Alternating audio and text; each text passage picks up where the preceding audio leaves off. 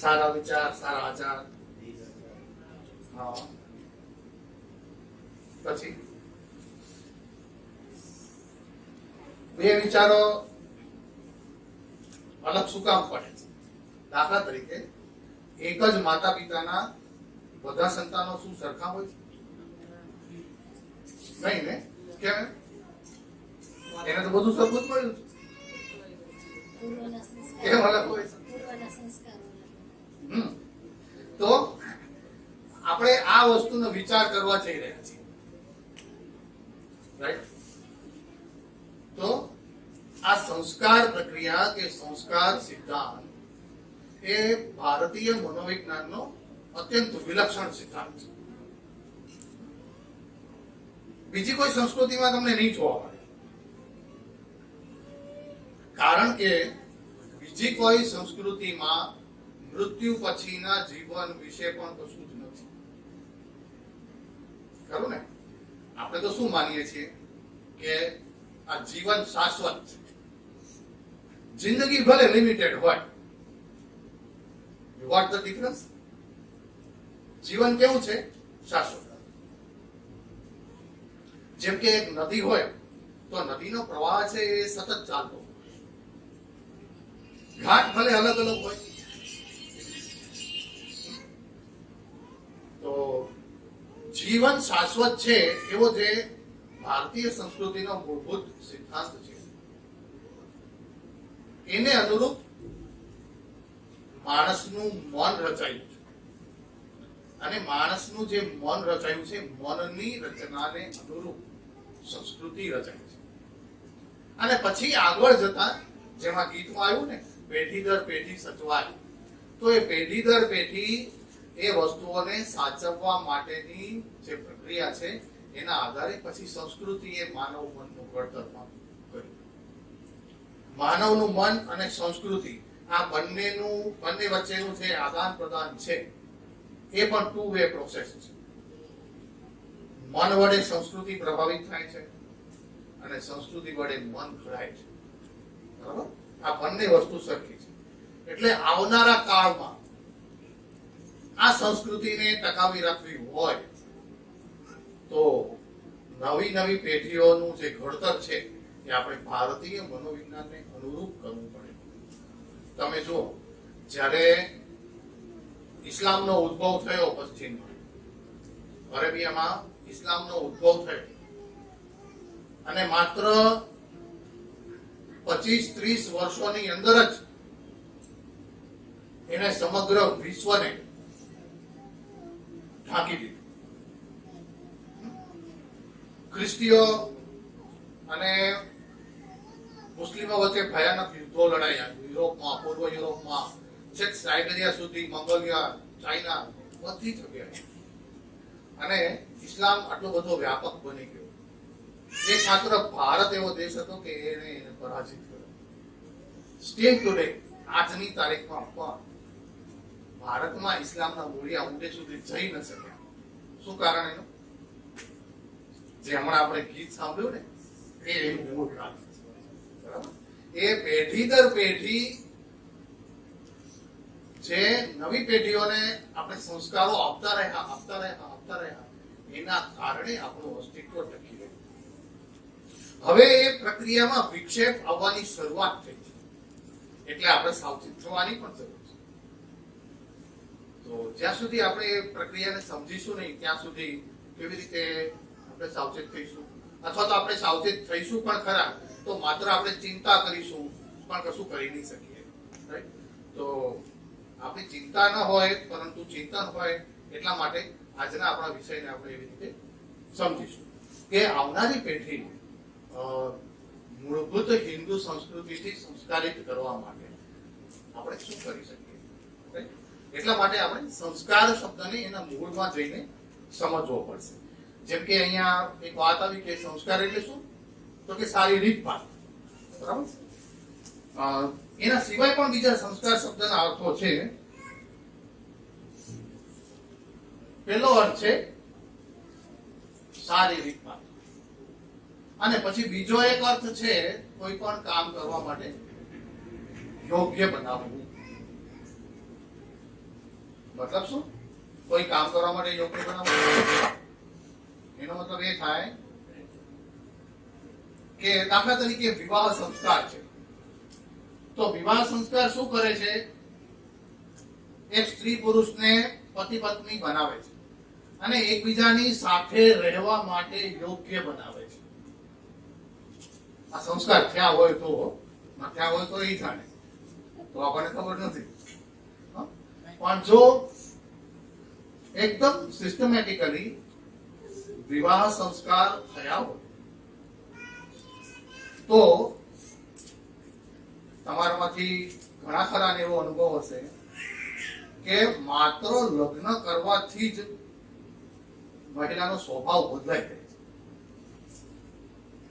Within a day, એક જ દિવસની અંદર, બીજે જ દિવસે જો તમે એ કન્યાને તમે મળો, જેને હમણાં જ લગ્ન કર્યા છે એવી કન્યાને તમે બીજા જ દિવસે મળો ને, તો પણ તમને ખબર પડે કે આ તો બદલાઈ ગઈ છે. આવું થાય છે. હા, તો એ આપણે એવું ઘણા લોકો એમ કે અરે વે જો તો હજી તો સાસરે પગ મૂકે ત્યાં બદલાઈ ગઈ, તો એને બદલાવાનું જ હોય. એ હસવા જેવી વાત નથી. એ બદલાઈ ગઈ, એને સારું જ કર્યું છે. પણ એ કઈ વસ્તુનો પ્રભાવ છે? એ જે સંસ્કાર પ્રક્રિયા એના ઉપર થઈ, વિવાહ સંસ્કાર થયા, એનો પ્રભાવ છે. અને સૌથી વધારે મહત્વનો જો કોઈ અર્થ હોય તો આ છે ચિત્તનો એક ઘટક. આપણે ગયા વખતે મનોવિજ્ઞાન વખતે ચર્ચા કરી કે આપણું જે અંતઃકરણ છે એના કેટલા લેયર છે? 4 લેયર. વેરી ગુડ, તમને બધાને યાદ છે. તો પ્રથમ લેયર કયું છે? એના પછીનું બુદ્ધિ, એના પછીનું અને એના પછીનું વાહ વાહ, બહુ સરસ. હવે એવું લાગે છે કે હું ક્લાસમાં છું, હું ભાષણ કરવા નથી આવ્યો, હું શિક્ષક છું. તમે બધાએ મને અનુભૂતિ કરાવી કે હું શિક્ષક જ છું. ઓકે, તો એ જે આપણે ગયા વખતે પણ વાત કરી હતી કે આ જે ચિત્ત છે ને, કોન્શિયસનેસ જે છે ને આપણી, એ બધા જ પ્રકારની મેમરીનો સંગ્રહ કરે છે. અને એમાં જે ઇમેજ પડેલી છે, આ છાપ એટલે કે ઇમેજ જે પડેલી છે, એને વાસ્તવમાં યોગશાસ્ત્ર સંસ્કાર કહે છે. રાઈટ?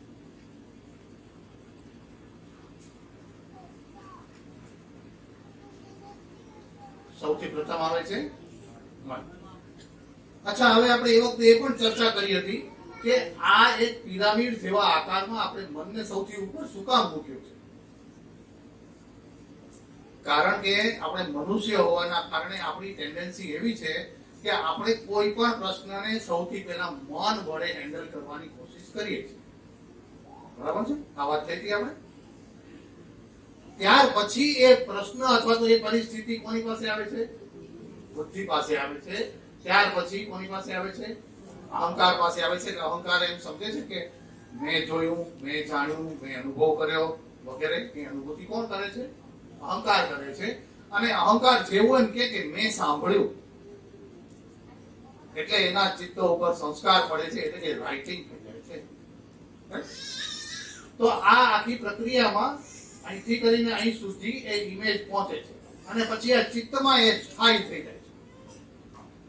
એને જ આપણે સ્મૃતિ કહીએ છીએ. એ સંસ્કારોનો જે સંગ્રહ છે એને જ આપણે સ્મૃતિ અથવા તો મેમરી કહીએ છીએ. બરાબર? આપણા શાસ્ત્રોમાં ચિત્તને સરોવરની ઉપમા આપેલું છે. હવે એક તળાવ હોય તો તળાવમાં શું શું હોય? શું હોય તળાવની અંદર? પાણી. એ તો છે. પાણી વગર તો તળાવ કેવું હોય? એ તો ટેકન ફોર ગ્રાન્ટેડ કે તળાવમાં પાણી તો હશે. પછી બીજું શું હોય? માછલીઓ હોય, કાચબાઓ હોય, વનસ્પતિઓ હોય, માટી હોય, કાંકરા હોય, લીલ હોય. આ બધું હોય. હા, આ બધું જ હોય. ક્યાંક ક્યાંક ક્યાંક સાપ વગેરે પણ હોય. પછી બહુ મોટું તળાવ હોય તો એની અંદર મગર વગેરે પણ હોય. મોટા મોટા મગર હોય, મોટી માછલીઓ પણ હોય. આ બધા શું કરે?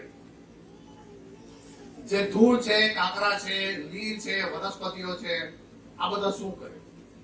અને પેલા જે જીવજંતુઓ છે એ શું કરે?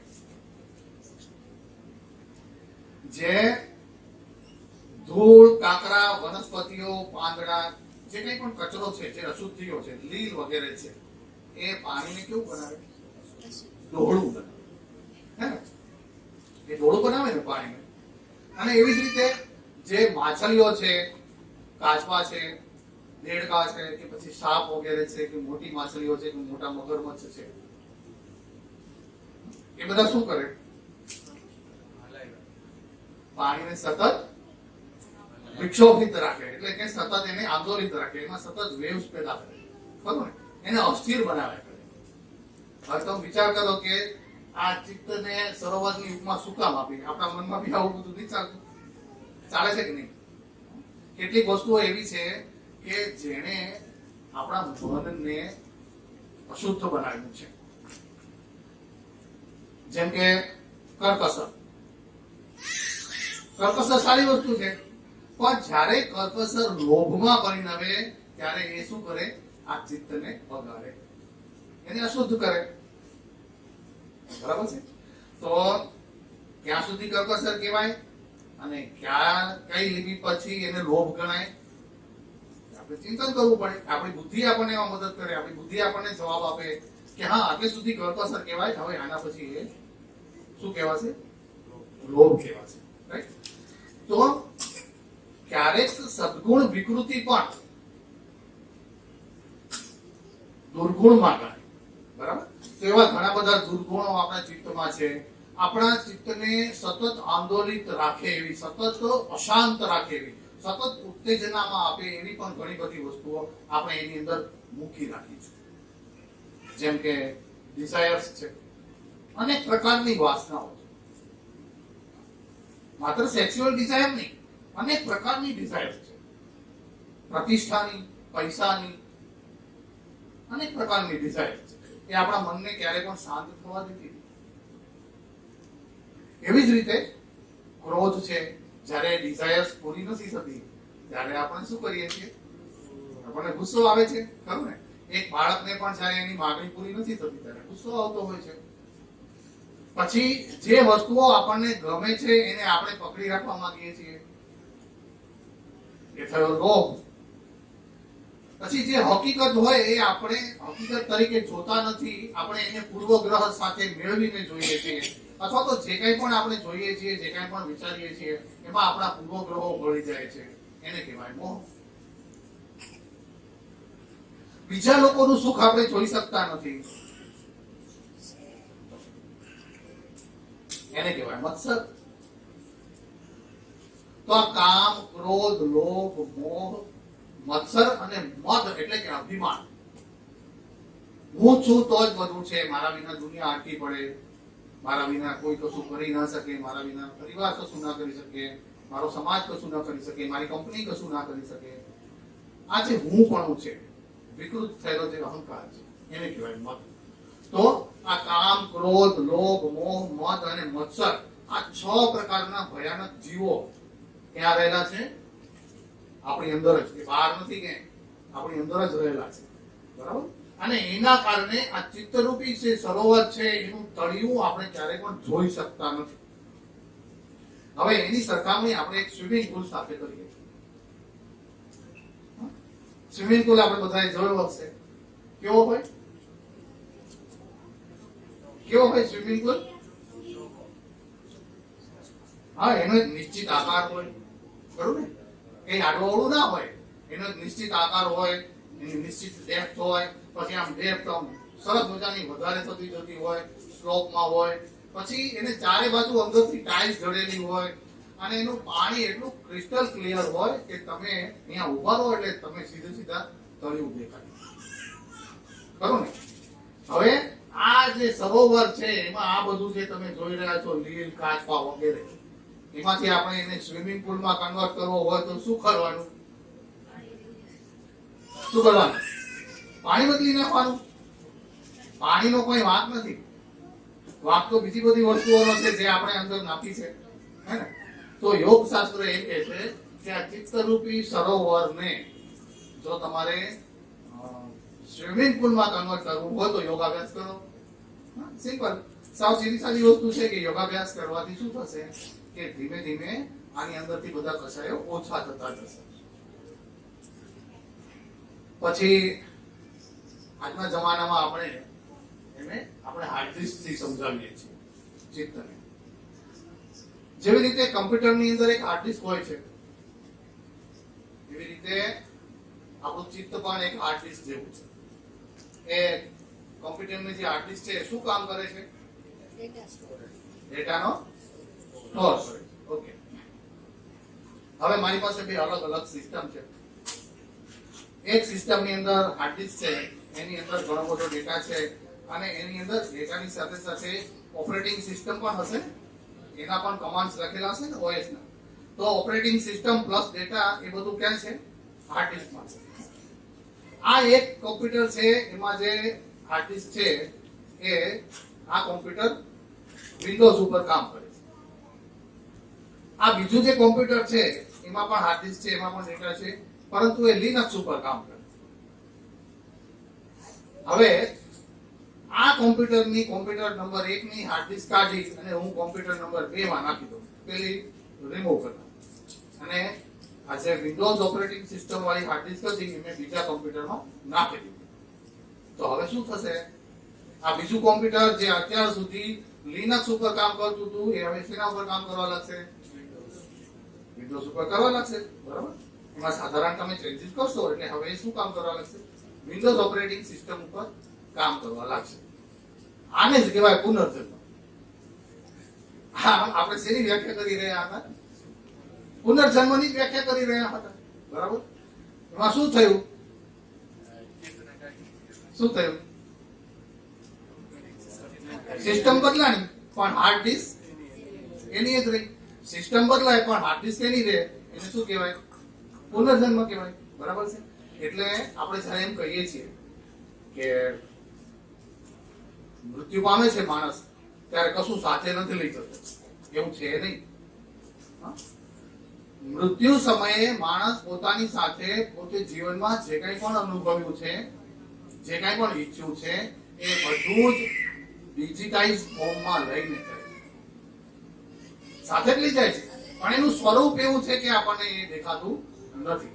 અને એ અલગ સ્વરૂપથી ડિજિટાઇઝ સ્વરૂપમાં જે લઈ જાય છે એને જ કહેવાય છે સંસ્કાર, એટલે કે પૂર્વ જન્મના સંસ્કાર.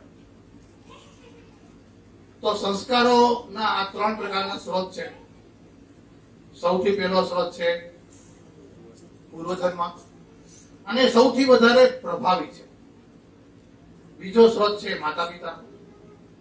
માતા પિતા પોતાના માતા પિતા પાસેથી જે કાંઈ પણ મેળવતા આવ્યા છે એવું પેઢી દર પેઢી જે સંસ્કારોનું સિંચન એમના DNA માં થયેલું છે, એનું કોડિંગ થયેલું છે પોતાના DNA ની અંદર, એ માતા પિતા જ્યારે પોતાના સંતાનને આપે ત્યારે એને આપણે કહીએ છીએ માતા પિતા દ્વારા મળતા સંસ્કારો. અને ત્રીજા છે વાતાવરણના સંસ્કારો. આ 3 વસ્તુ માણસના ચિત્તની અંદર રહેલી છે, 3 પ્રકારની. અને આ 3 વસ્તુ જ મનુષ્યના ચારિત્ર્યનું ઘડતર કરે છે.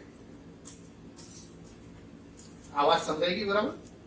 કારણ કે જેવા સંસ્કાર હશે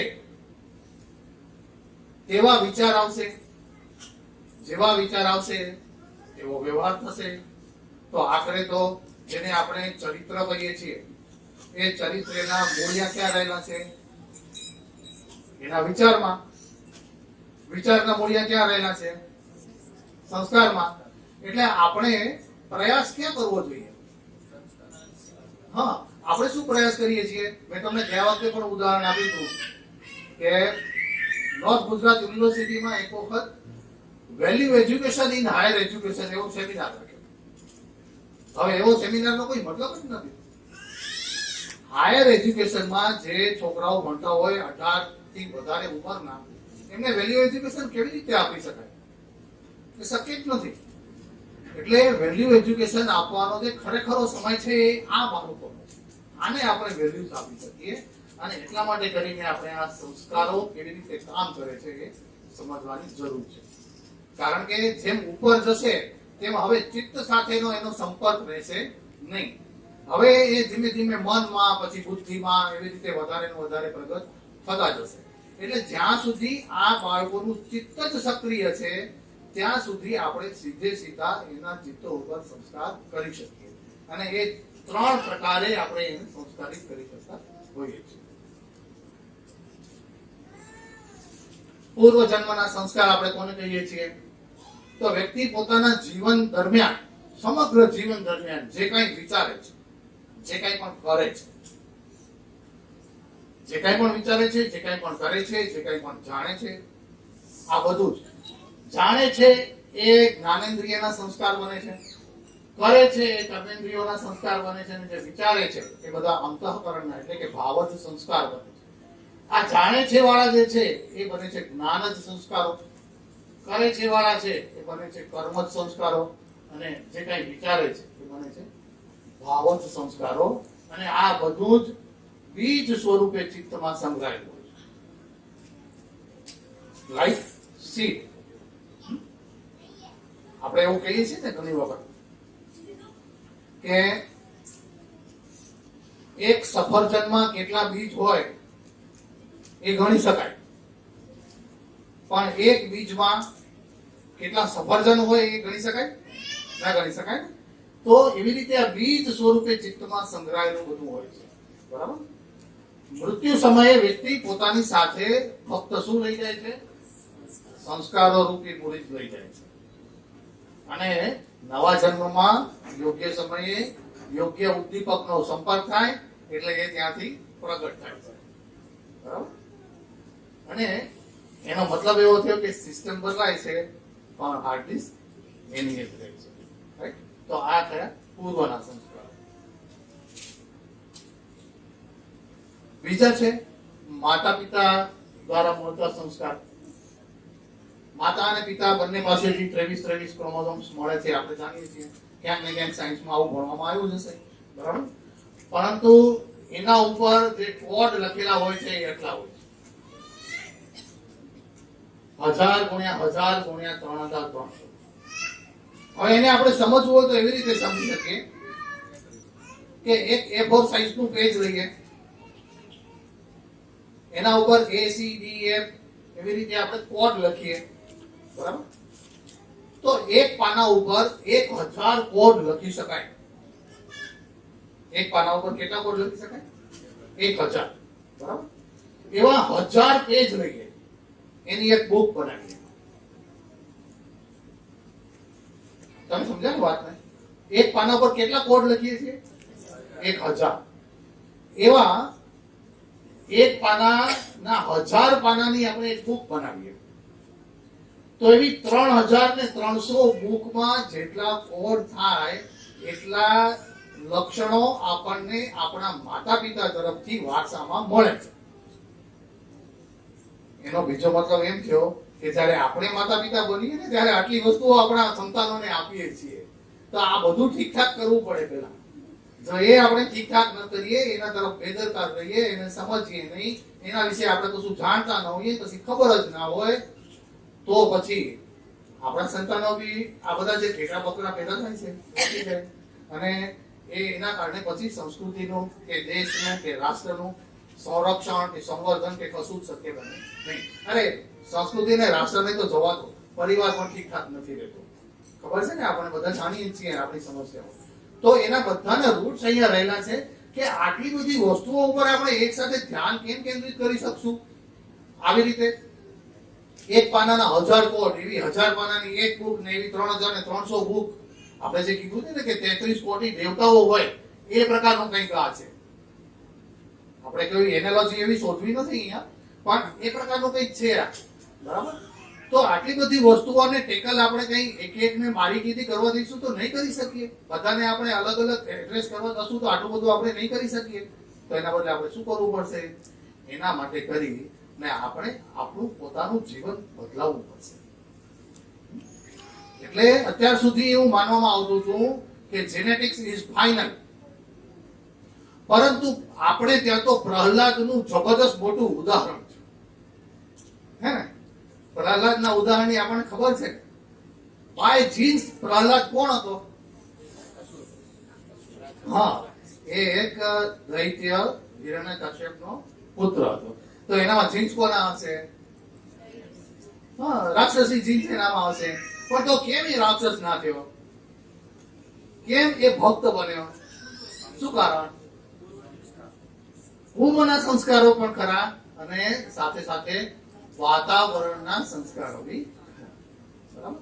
કારણ કે પ્રહલાદ જ્યારે એની માતાના ગર્ભમાં હતો ત્યારે નારદ મુનિ એની માતા કયાધુને પોતાના આશ્રમમાં લઈ ગયા અને 9 મહિના સુધી એનું સરસ રીતે સંરક્ષણ સંવર્ધન કર્યું. એને ખૂબ સારા વાતાવરણમાં રાખી. એ વાતાવરણના સંસ્કારોથી એકદમ મજબૂત અને પ્રભાવી વાતાવરણના સંસ્કારોથી જીન્સના સંસ્કારો પણ બદલી શકાય છે. આ હકીકત સાબિત થઈ. આવા તો ઘણા બધા ઉદાહરણો છે. આ પ્રહલાદનું ઉદાહરણ તો આપણે બધા જાણીએ છીએ એટલા માટે મેં કહ્યું, પરંતુ આધુનિક સમયના પણ આવા અસંખ્ય ઉદાહરણો આપણી પાસે છે. એવું નથી કે આ સતયુગમાં જ આવી ઘટનાઓ બનતી હતી. ઇવન ટુડે આજે પણ આ બધું બની શકે છે, આપણી સાથે જ બની શકે છે. રાઈટ? એટલો વિશ્વાસ આપણે રાખવો જોઈએ અને એ રસ્તે આપણે ચાલવું જોઈએ. તો આટલા બધા જ વારસાગત સંસ્કારોને નિયંત્રણમાં રાખવા માટે આપણે દેહ શુદ્ધિ, વ્યવહાર શુદ્ધિ અને ચિત્ત શુદ્ધિ કરવી જોઈએ. જે લોકોનું અહીંયા બેઠેલા છે એમાંથી જે લોકો પોતાના પ્રથમ સંતાન માટે અહીંયા આવ્યા છે અને ભવિષ્યમાં બીજું સંતાન જે લોકો પ્લાન કરવા ઈચ્છે છે એ લોકો આ બધી જ વસ્તુઓ ખાસ ધ્યાનમાં રાખજો. આ બધી વસ્તુઓને એડ્રેસ કરવા માટે આપણી પાસે એક સરસ મજાની સિસ્ટમ છે. અને તમારા પરિચયમાં જ્યાં પણ નવદંપતીઓ હોય કે જે લોકો પોતાનું ફર્સ્ટ બેબી પ્લાન કરતા હોય એ લોકોને તો ખાસ કહેજો કે મા બાપ બનવું એ કોઈ બચ્ચાના ખેલ નથી. It is a very serious matter. It is a spiritual responsibility. Right? તો આ ભાવજ સંસ્કારો છે એ કેવી રીતે પેદા થાય છે? વિચારો અને ભાવનાઓથી પેદા થાય છે અને સૌથી વધુ પ્રબળ હોય છે. કર્મજ સંસ્કારો છે એ કર્મેન્દ્રિયોની આદતો છે અને પ્રમાણમાં મધ્યમ પ્રબળ હોય છે. આપણી જેટલી પણ હેબિટ્સ જેને આપણે કહીએ છીએ એ બધા જ વાસ્તવમાં કર્મજ સંસ્કારો છે. અને જ્ઞાનજ સંસ્કારો છે એટલે આપણે ક્યાંક જોયું, આ ભાઈને ક્યાંક જોયા છે પણ ક્યાં જોયા હતા યાદ નથી આવતું. આ વસ્તુ મેં ખાધી તો હતી પેલા, પણ ક્યાં ખાધી હતી, આનું શું નામ છે એ સ્મરણમાં નથી રહેતું. તો એ બધા છે જ્ઞાનજ સંસ્કારો. કારણ કે ઇન્દ્રિયોની સંવેદનાઓથી પેદા થતા હોય છે અને સૌથી ઓછા પ્રબળ છે. એ થોડાક સમય માટે આપણા ચિત્ત ઉપર રહે છે, પછી ડિલીટ થઈ જાય છે. કર્મેન્દ્રિયોની જે આદતો પાડેલી છે એ થોડાક લાંબા સમય સુધી રહે છે, પરંતુ ભાવજ સંસ્કારો જે છે એ સૌથી વધારે પ્રબળ હોય છે અને સૌથી લાંબા સમય સુધી ટકી રહે છે. એટલા માટે જ્યારે આપણે આ નાની ઉંમરના શિશુઓ સાથે વ્યવહાર કરીએ છીએ ત્યારે દરેક વ્યવહારને ભાવના સાથે જોડીને કરવો જોઈએ. આપણે એને આજે આપણે અહીંયા પ્રાયોગિકમાં સરસ એક પ્રાયોગિક થવાનું છે. પ્રાયોગિક થઈ જશે પછી આપણે એની વિશેષ ચર્ચા કરીશું કે ભાવજ સંસ્કારો અથવા તો કોઈ પણ સંસ્કારોનું માધ્યમ ભાવનાને કેવી રીતે બનાવી શકાય, અથવા તો ભાવનાને માધ્યમ બનાવીને કોઈ પણ સંસ્કારો આપણે બાળકના ચિત્ત ઉપર કેવી રીતે પરમેનન્ટલી રાઈટ કરી શકીએ. બરાબર? એ વસ્તુ આજે આપણે જોવાના જ છીએ. પણ અત્યારે હાલ તમારે આટલું જ ધ્યાનમાં રાખવાનું છે કે ભાવજ સંસ્કારો સૌથી વધુ પ્રબળ હોય છે, કર્મજ સંસ્કારો મધ્યમ પ્રબળ હોય છે અને જેને આપણે જ્ઞાનજ સંસ્કારો કહીએ છીએ એ સૌથી ઓછા પ્રબળ હોય છે. શિશુ અવસ્થા અહીંયા લખ્યું છે 0 થી 5 વર્ષ. બરાબર? તો 0 મતલબ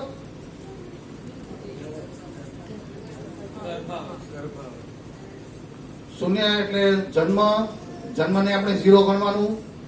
આપણે મેથેમેટિક્સમાં ભણ્યા હોઈશું ને, પેલું આમ કોઓર્ડિનેટ્સ આવે આમ એક્સ ને વાય ને, પછી આપણે એને વાય એક્સિસ ને તો આપણે આમ હલાવી શકીએ ને, ગમે ત્યાં લઈ જઈ શકીએ. તો એને ક્યાં લઈ જઈશું? એટલે 0 મતલબ ક્યાં? ગર્ભાવસ્થા. તો ગર્ભાવસ્થામાં એક્ઝેક્ટલી કઈ જગ્યાએ એ પ્રશ્ન આવે.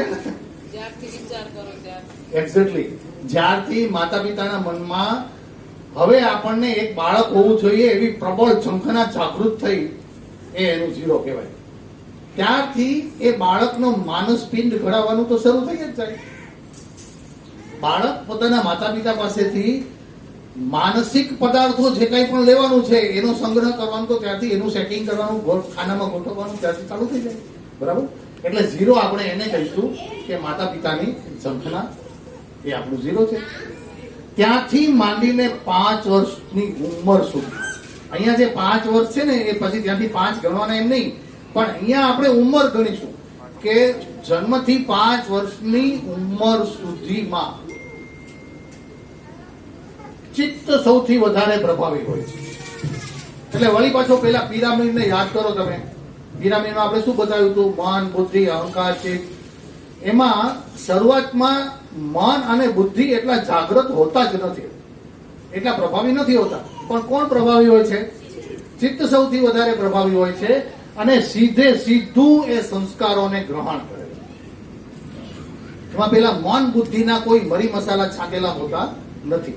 એકદમ નિર્ભેળ સ્વરૂપે એ બાળક સીધું એને ગ્રહણ કરે છે. બરાબર? તો એટલા માટે આપણે કહીએ છીએ કે શિશુ અવસ્થામાં સંસ્કાર પ્રક્રિયા છે એ જ શિક્ષણ પ્રક્રિયા છે. એને બીજું કશું શીખવાડવાનું હોય જ નહીં. આને 5 વર્ષ સુધી બાળક માટે અંક જ્ઞાન અને અક્ષર જ્ઞાન બિલકુલ મહત્વ રાખતા નથી. એ અનાયાસ વાતાવરણમાંથી શીખી જાય તો ભલે શીખી જાય, એને આપણે ક્યાં રોકીએ છીએ. પરંતુ આપણે એને કહીએ કે તું બેસ, હું તને ભણાવું, હું તને સ્પેલિંગ ગોખાવું, હું તને રાઇમ્સ પાકી કરાવું, હું તને લખાવું. It is always useless. આ બધું જ સાવ બકવાસ છે, નકામું છે. કારણ કે જે પાત્રમાં તમે નાખી રહ્યા છો એ પાત્ર જ હજુ સુધી તૈયાર નથી. એના માટે તૈયાર જ નથી. કારણ કે આ બધી જે વસ્તુઓ છે એ બૌદ્ધિક વ્યાયામો છે. હા, તમારે એ બાળકને જે કંઈ પણ ગ્રહણ કરાવવાનું છે એ એને તમે ઇમેજ સ્વરૂપે ગ્રહણ કરાવી શકો. આપણે એને શું બતાવી શકીએ? ઇમેજીસ બતાવીએ. અને ઇમેજીસ મારફતે જે કંઈ પણ ગ્રહણ કરશે, જેની સાથે એની ભાવનાઓ જોડાશે, જેની સાથે એની ફિલિંગ્સ જોડાશે, ઇમોશન્સ જોડાશે, એ વસ્તુઓ એ તરત જ પકડશે અને એ બહુ જ સ્થાયી રીતે એના ચિત્ત ઉપર એનું લખાણ થઈ જશે. તો એવી વસ્તુઓ પસંદ કરીએ અને એને ભાવના સાથે કનેક્ટ કરીને એના ચિત્ત સુધી આપણે પહોંચાડવી જોઈએ, એ કહેવા માંગે છે. ત્યાર પછી બાલ અવસ્થા, અને બાલ અવસ્થામાં 6 થી 15 વર્ષ સુધી હવે એનો જે પ્રભાવી ઘટક છે એ છે મન. પરંતુ અત્યારના આપણો એ વિષય નથી, અત્યારે આપણે એની ડીપમાં ચર્ચા કરવાની જરૂર નથી. પરંતુ શિક્ષણની જરૂર મનને જ હોય છે. આટલું આપણે વિધાન આપણા દિમાગમાં બરાબર બેસાડી દેવાનું. શિક્ષણની જરૂર કોને હોય છે? મનને જ હોય છે. અને તમે જુઓ કે આપણી શિક્ષણ વ્યવસ્થામાં મનના શિક્ષણની કોઈ વ્યવસ્થા જ નથી. છે? કોઈ વ્યવસ્થા જ નથી.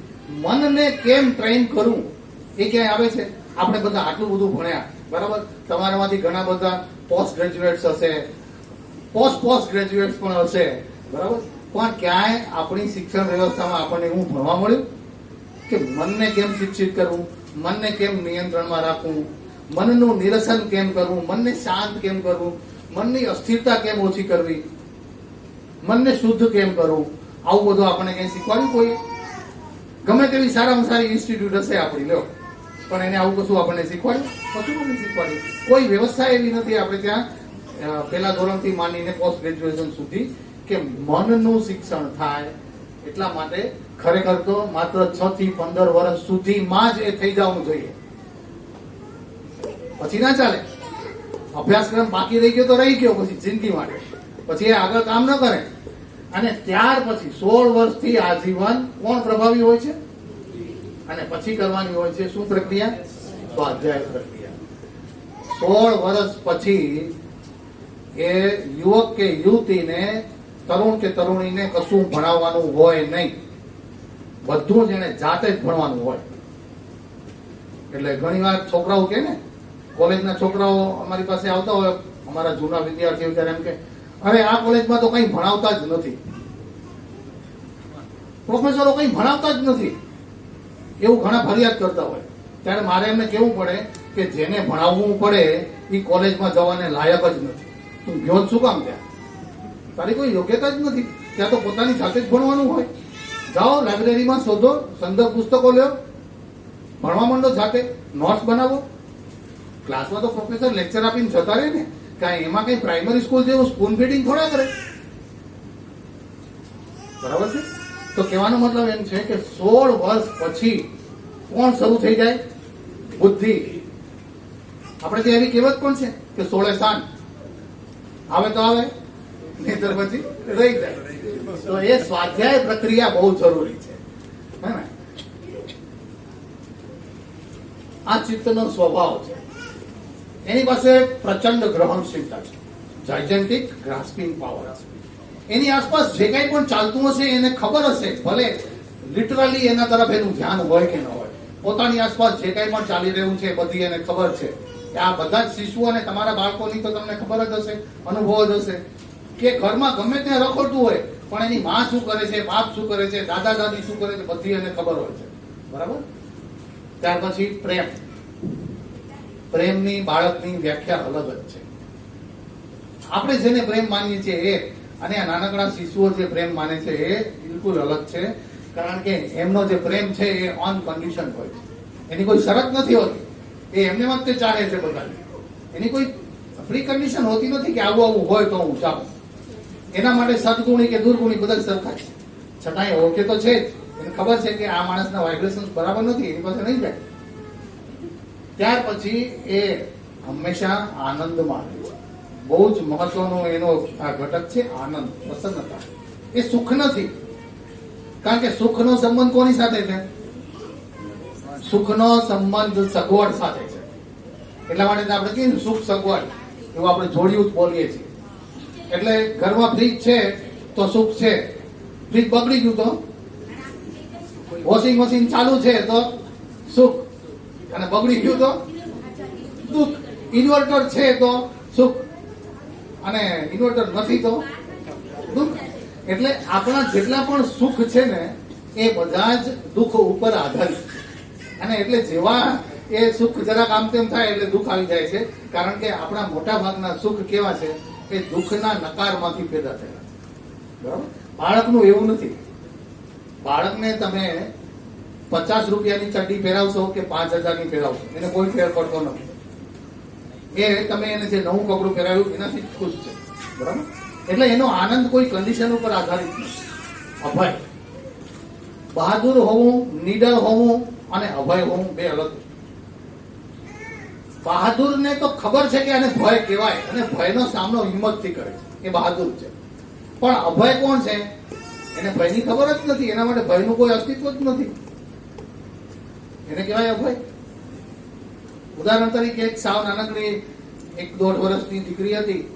એને એક દિવસ સાપના એક બચ્ચાને હાથમાં પકડ્યું, આમ પકડીને ઊંચું કર્યું. એને મમ્મી આ શું છે? એની મમ્મી કે મૂક તું એને, આ હમણાં તને કરડી જશે. પણ એને તો કઈ પડી કે આ જો હળ હળ કરે છે, એને તો ખબર જ નથી. માણસ જાગૃત અવસ્થામાં જેને ખબર છે કે આ સાપ છે કે સાપનું બચ્ચું છે, એને હાથમાં પકડવાની શું ન કરે? હા, હિંમત ન કરે, ભૂલ પણ ન કરે, બરાબર? તો બાળક માટે કોઈ ભયનું અસ્તિત્વ નથી, એને ખબર જ નથી. જે કામ કરે છે એની અંદર એ તન્મય થઈ જાય છે, તલ્લીન થઈ જાય છે. અને આવનારા સ્વાધ્યાયના મૂળિયા અહીંયા રહેલા છે. અત્યારે જો આપણે એને એની ચિત્તની પ્રક્રિયાઓ સાથે તન્મયતા અને તલ્લીનતામાં લઈ જઈશું તો ભવિષ્યમાં જ્યારે પણ એને સ્વાધ્યાય કરવાનો આવશે ત્યારે એકદમ એની અંદર એબ્સોર્બ થઈને એ કરી શકશે. પણ 16મા વર્ષે છોકરો એક ફકરો વાંચે ને પછી આટા મારે, વળી ઊભો થાય, વળી એમ ખારી સિંગ ખાય, વળી એમાં માથું ધુણાવે, વળી વાંચવા બેસે, એક ફકરો પૂરો વાંચી ન શકે. આવી જે દશા છે એના મૂળિયા તો અહીંયા જ રહેલા છે. એટલે તન્મયતા, એબ્સોર્બિટી જેને આપણે કહીએ, તન્મયતા અને તલ્લીનતા જેને કહીએ, એના રૂટ્સ અહીંયા રહેલા છે. એ અહીંયાથી આપણે એને આપવું પડે. આ 5 વર્ષ પહેલા આપણે બધું કરવાનું હોય.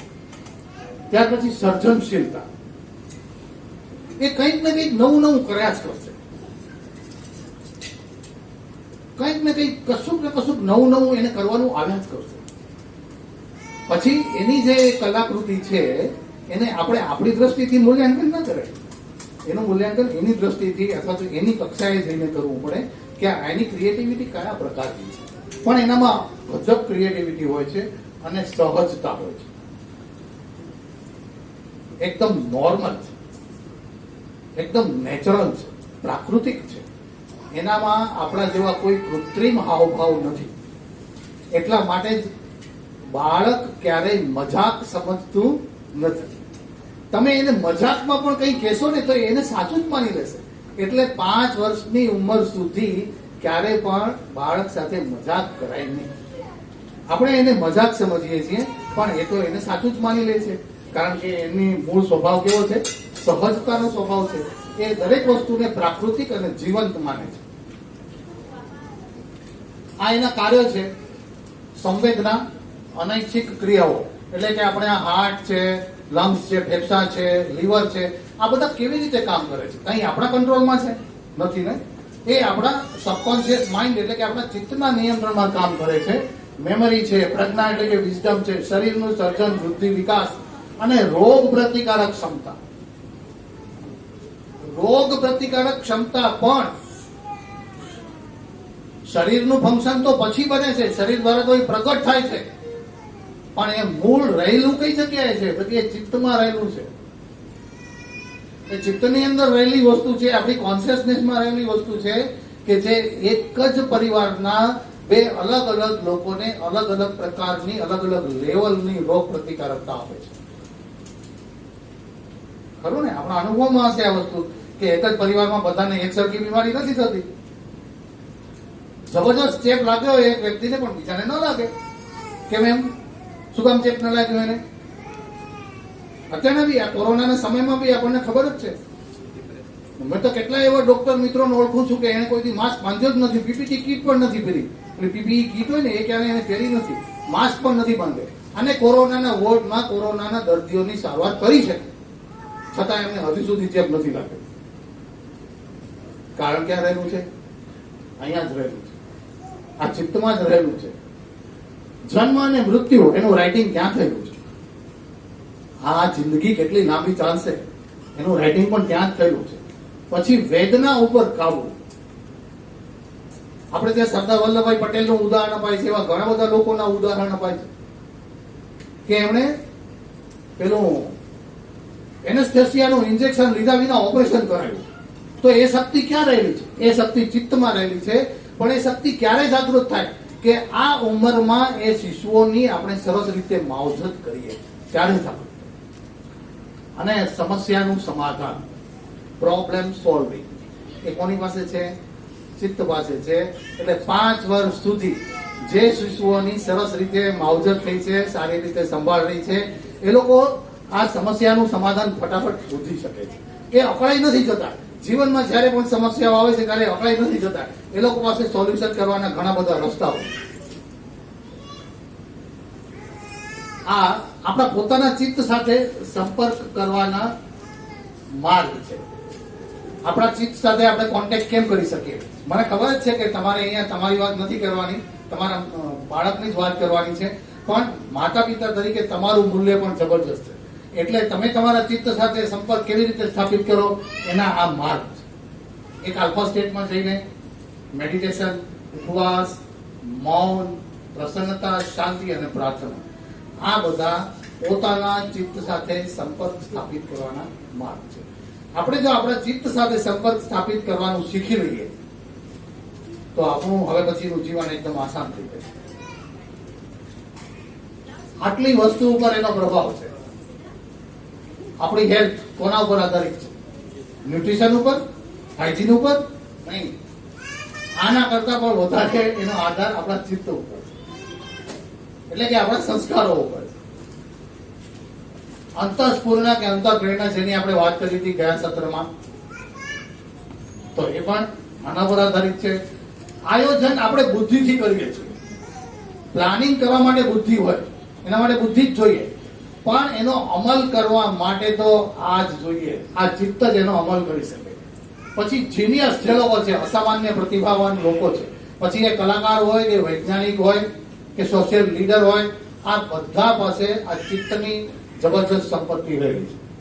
સ્થાપત્ય, ચિત્રકલા, નૃત્ય, સંગીત, સાહિત્ય, વિજ્ઞાન, જેટલા પણ જબરજસ્ત ઇન્વેન્શન થયા છે આ દુનિયાની અંદર, એ બધા જ માત્ર ને માત્ર ઇન્ટ્યુશન માંથી જન્મે છે. ઉદાહરણ તરીકે ગઈ શતાબ્દીનું જો જબરજસ્ત ઇન્વેન્શન આપણે વાત કરવી હોય તો સ્પેશિયલ થિયરી ઓફ રિલેટિવિટી જે આલ્બર્ટ આઇન્સ્ટાઈને આપી, બરાબર. હવે એ કેવી રીતે? એ તો માત્ર ડિપ્લોમા પાસ થયેલો છોકરો હતો.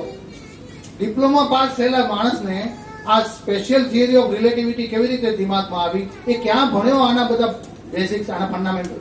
કોઈ જગ્યાએ નહીં. પણ એ માત્ર ને માત્ર અંતર પ્રેરણાથી આવી. એ જબરજસ્ત તાકાત આપણા ચિત્તમાં રહેલી છે. કલ્પનાશીલતા અને અસામાન્ય વૈજ્ઞાનિક પ્રતિભા, આ બધી જ વસ્તુઓ આ ચિત્ત સાથે સંબંધ ધરાવે છે. યોગ શાસ્ત્રનો સીધો સંબંધ ચિત્ત સાથે છે. ચિત્તની વૃત્તિઓને સમાવી અને એનું ગોળાપણ ઓછું કરવું કે જેથી કરીને એ સ્પષ્ટ બને, એ શુદ્ધ બને, એ એકદમ સક્રિય થાય.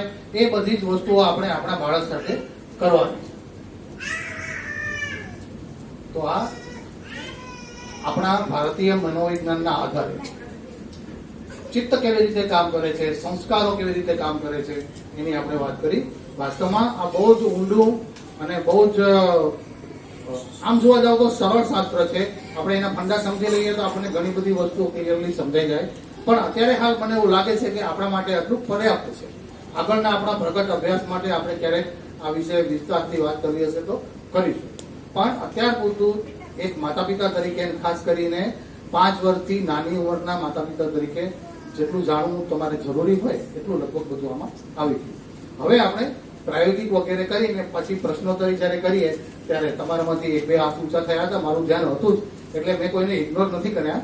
પરંતુ આપણે એના માટે ટાઈમ આપવાના જ છીએ. આપણે પ્રશ્નો નોંધી રાખીએ. આ સાંભળ્યા પછી પણ તમારા દિમાગમાં અનેક પ્રકારના પ્રશ્નો જન્મી શકે છે, જન્મવા જ જોઈએ, બરાબર. તો આપણે ફરીથી એને પ્રશ્નોને આપણે પ્રશ્નોત્તરીના સેશનમાં કરીશું.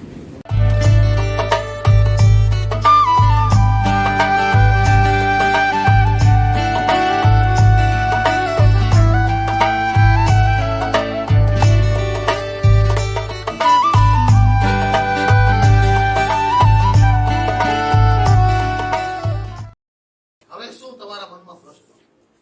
આજનો વિષય, આજનું પ્રાયોગિક, એને બધા આપણે જેમ કહ્યું કે આમાં જે સમજાવતા હતા ત્યારે કે આપણા પૂર્વના જે સંસ્કાર હોય એને ઉદ્દીપક મળે ત્યારે જાગૃત થાય. તો કોઈ માણસ આપણે એ ભાષામાં કહીએ તો કોઈ આખું કાળું ન હોય, કોઈ આખું ગોળું ન હોય, ગ્રે હોય, કોઈ બધામાં સારું હશે. આપણા બાળકમાં સારા સંસ્કાર પણ હશે, ખરાબ પણ હશે. તો જે સારા સંસ્કાર છે એને જાગૃત કરવા માટે ઉદ્દીપક શું હોય શકે? વાતાવરણ સૌથી મોટો ઉદ્દીપક છે. વાતાવરણ એટલે ઉદ્દીપક આપણે કોને કહીએ છીએ કે જે બહારથી એને સ્ટિમ્યુલેટ કરે છે, બરાબર. સંસ્કારો અંદર પડેલા છે, પરંતુ કેવા સ્વરૂપે છે? એ સુષુપ્ત સ્વરૂપે છે. It is latent, right. હવે બહારથી જ્યારે એને કોઈ ઉદ્દીપક મળે છે તો જેવો ઉદ્દીપક છે એવા સંસ્કાર બહાર આવશે. તમે જે વાત કરી એકદમ સાચી છે કે કોઈ મનુષ્ય સંપૂર્ણ રીતે સારો જ છે કે સંપૂર્ણ ખરાબ જ છે એવું નથી, બરાબર. Nothing is black, nothing is white, everything is grey. That's it. પરંતુ એમાંથી આપણે વ્હાઇટ ને કેવી રીતે એનહેન્સ કરવું એ જ આપણો પ્રશ્ન છે. એટલા માટે જ આપણે શેની વાત કરી કે પ્રહલાદનું મોડેલ શું હતું એ આપણે સમજવું. પ્રહલાદનું મોડેલ એવું હતું કે અંદર અસુરત્વના સંસ્કારો તો છે જ, ખરું ને? એ સંસ્કારોને માતા પિતા ક્યારે પણ ડિલીટ કરી શકતા નથી. મારી અંદર પડેલા અસુરત્વના કે રાક્ષસી સંસ્કારોને જીતવા માટે મારે પોતે જ પ્રયાસ કરવો. પરંતુ એ પ્રયાસ કરવાની પ્રેરણા મને ક્યાંથી મળે? માતા પિતા પાસેથી, ગુરુઓ પાસેથી અને વાતાવરણ પાસેથી. તો એની આસપાસ આપણે વાતાવરણ એવું રચવું પડે કે જેમાંથી પોઝિટિવિટી જ ગ્રહણ થાય. પહેલો તબક્કો એ છે કે પોઝિટિવિટી પ્રગટ થાય. પછી આગળ જતા જતા એવો સમય આવે કે જ્યારે વ્યક્તિ પૂરેપૂરો જાગૃત બને, યોગાભ્યાસ તરફ વળે, ત્યારે કરીને જ્યારે એની સ્પિરિચ્યુઅલ જર્ની ચાલુ થાય ત્યારે સ્પિરિચ્યુઅલ જર્નીના પહેલા સ્ટેપ તરીકે પોતાની અંદર પડેલા અવગુણોને, દોષોને, નબળાઈઓને એ ઓળખતો થાય અને પછી એને કેમ જીતવા એના તરફ એ આગળ વધી શકે. બરાબર? શરૂઆતનો તબક્કો એ છે કે આપણે વ્હાઇટને એનહેન્સ કરીએ. એટલે કમ્પ્લીટલી એવું વાતાવરણ હોવું જોઈએ કે બાળક નેગેટિવિટી તરફ જાય છે. કારણ કે મૂળભૂત રીતે આપણું જે મન છે એ નેગેટિવ છે. ગયા વખતે પણ આપણે આની વાત કદાચ કરી હતી કે જે વસ્તુની તમે તમારા બાળકને ના પાડશો ને એ પહેલા કરશે. તમે એને એમ કહેશો કે જો અહીંયા કૂવો છે, અહીંયા ના જઈશ, પતી ગયું. એના મનમાં એક જ વસ્તુ છે કે ત્યાં કેમ જવું. બરાબર? એવા સંજોગોમાં આપણે એને કેવી રીતે ટેકફુલી હેન્ડલ કરવું પડે કે આપણે એને હંમેશા રાઈટ વેમાં. એટલે 5 વર્ષ સુધી બાળકને કોઈ વસ્તુની ના ન કહેવાય. જ્યાં ના પાડવાનો પ્રશ્ન આવે છે ત્યાં એને ટેકફુલી ઘુમાવો. બીજી વસ્તુ તરફ એનું ફોકસ લઈ જાઓ, પણ બને ત્યાં સુધી એને ના કહેવાનું અવોઇડ કરો. એક સરસ ઉદાહરણ આપો એટલે તમને મારી વાત ધ્યાનમાં આવશે. એક વખત હું બેંગ્લોરથી ટ્રેનમાં આવતો હતો. મારી સામેની બર્થ ઉપર એટલે અમારા કમ્પાર્ટમેન્ટમાં બીજા 3 મેમ્બર હતા. એક ફેમિલી હતી, પતિ પત્ની હતા અને એમનો નાનકડો 10-11 વર્ષનો દીકરો. ભાઈ હતા એ આર્મીમાં મેજર હતા. એટલે અમારા વચ્ચે વાતચીત ચાલુ થઈ. આ બધી સંસ્કારોની, શિક્ષણની, ચારિત્રના ઘડતરની આ બધી વાત ચાલુ. એટલે ભાઈ એવું કીધું કે આ મારો દીકરો છે એટલો બધો પોઝિટિવ છે કે તમે કોઈ પણ બાબતમાં એની પાસે ના નહીં બોલાવી શકો. અને એમણે મને એવું કહ્યું ઇટ્સ અ ચેલેન્જ છે, તમે એના મોઢામાંથી ના બોલાવી જોઈએ એકવાર. નહીં બોલે. મને તો બહુ આશ્ચર્ય લાગ્યું કે આવું કેમ હોઈ શકે. એટલે 10 વર્ષનો છોકરો લગભગ 5મા ધોરણમાં ભણતો હોય એવડો. એટલે હું એને જાતના પ્રશ્નો પૂછવા માંડ્યો, પણ ક્યાંય એ છોકરો ના કે નહીં. છેવટે કંટાળીને મેં એને ટ્રિગોનોમેટ્રીનો એક દાખલો લખીને આપ્યો. કીધું હવે તો ભાઈ ના બોલશે ને. સાઇન થીટા કોસ થીટાનો એક દાખલો લખીને આપ્યો કે નાઉ solve this problem.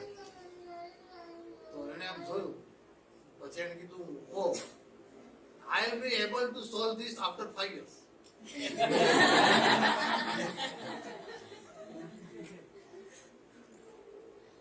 He never said no. પછી કોઈ સ્ટેશન આવ્યું એટલે એના પપ્પાએ મને બારે ઉતારીને એમ કીધું કે હવે એક છેલ્લો ઉપાય છે, તમે એને ચાની ઓફર કરો. એટલે મેં કીધું કે let us have a cup of tea. તેમ છતાં એ છોકરો નો ન બોલ્યો. એને એના ડેડી સામે કહ્યું કે daddy you know very well that I like coffee. He never said no. આ ક્યાંથી આવ્યું? મેં એના પેરેન્ટ્સને પૂછ્યું કે આ કેવી રીતે શક્ય બન્યું કે અમે આ બાળકને ક્યારે કોઈ વસ્તુની ના આપી. હવે તમે વિચાર કરો કે આ પ્રકારનો જેનો માઇન્ડસેટ છે એ છોકરો આગળ જતા એનું ભણતર કેવું થયું, આગળ જતા એ આ લાઈફને, આ જીવનને, એની ચેલેન્જીસને કેવી રીતે જોશે, કેવી રીતે એને હેન્ડલ કરશે. એ વસ્તુ આપણે બી કરી શકીએ. બસ એટલું જ કહેવાનો અમારો ઉદ્દેશ છે. આપણે એ જ કરવાનું.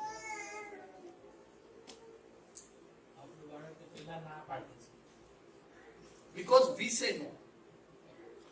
આપણે એક વખત જરાક વિચારી જોઈએ કે કેટલીક વસ્તુના આપણે ત્યાં એવું છે ને કે ડૂઝ એન્ડ ડોન્ટ્સ. કોની યાદી લાંબી છે જરાક જોઈએ. આ નહીં કરવાનું, આ અને કમનસીબે શું નહીં કરવાનું એને લોકો સંસ્કારમાં નહીં કર્યો. હવે આજ પછી તમે તો એવું નહીં જ માનો, તમને તો હવે ખબર જ પડી ગઈ કે આપણા ચિત્તો ઉપર જે રાઇટિંગ થયેલું છે એને જ સંસ્કાર કહેવાય. અને એ રાઇટિંગ જો નેગેટિવ હશે તો બાળકના મોઢામાં નેગેટિવ શબ્દો.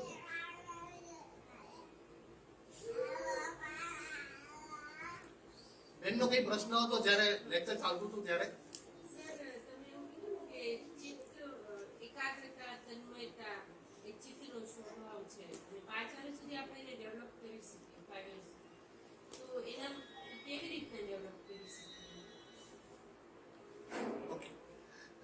જવાબ મળ્યો નથી મળ્યો? બહુ જ મહત્વની વસ્તુ છે કે તન્મયતા અને તલ્લીનતા કેવી રીતે ડેવલપ કરવી. See the example, don't disturb. See the example. શું ચાલી રહ્યું છે જુઓ. એની આજુબાજુની દુનિયા ગમે તે કરે, એ પોતાનામાં મસ્ત છે, પણ આપણે જ રહેવા નથી. Is that true? અરે ક્યાં સુધી શું કરે છે આ? હલો,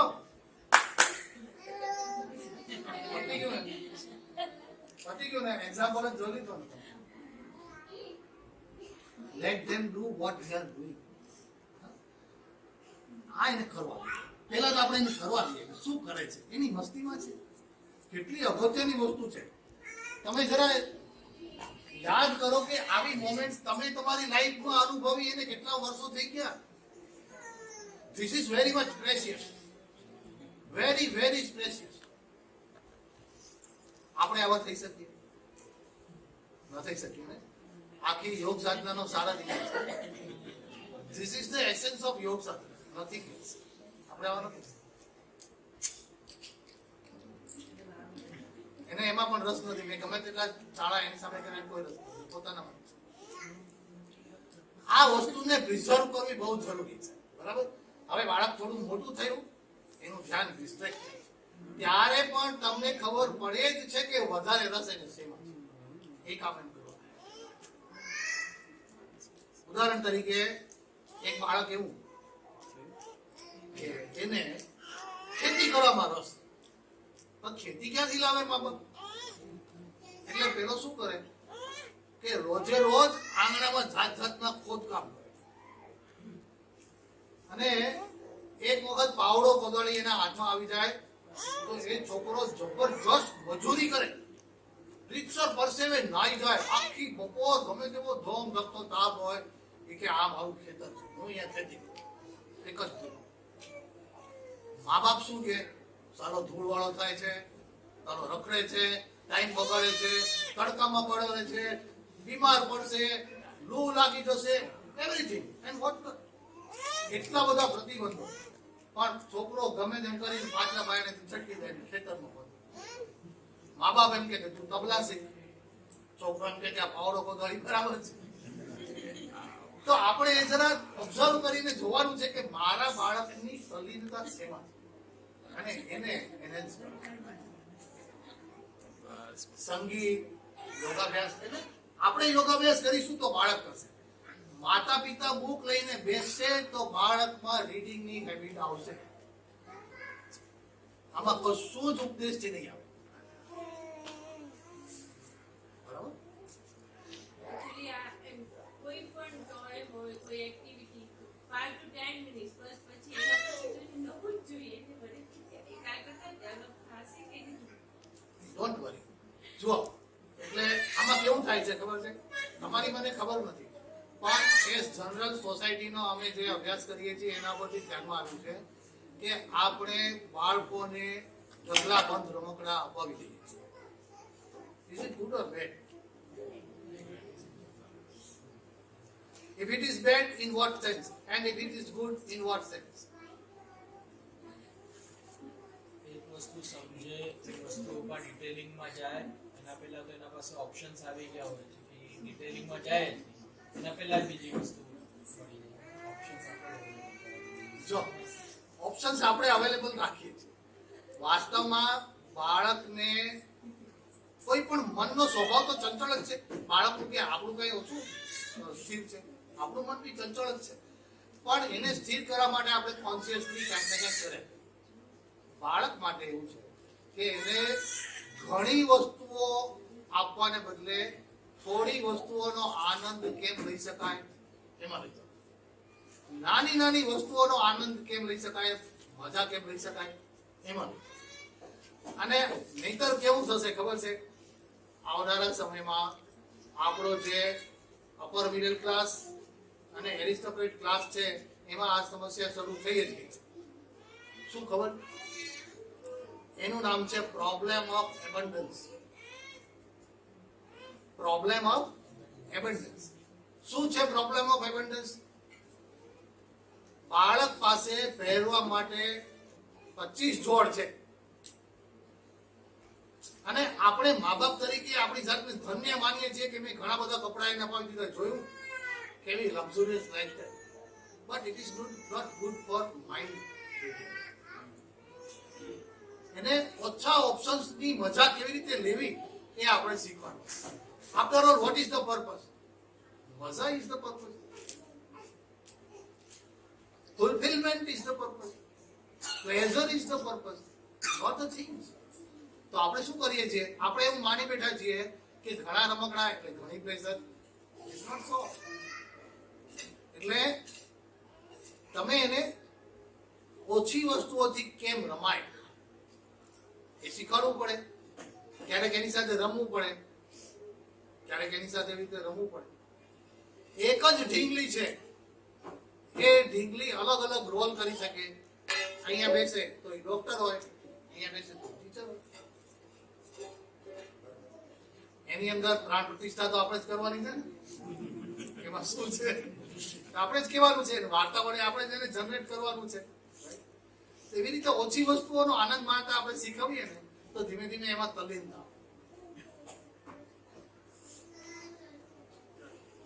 અવસ્થા અનુસાર પ્રક્રિયામાં તમે 4 બતાવ્યું કે 0 થી 5 યર્સમાં ચિત્રનો એક ટોપિક તમે કીધું, એમાં એક ઉદાહરણ આપ્યું કે ફોટોગ્રાફ કે પિક્ચરો દ્વારા એને ઇમ્પેક્ટ નાખી દે.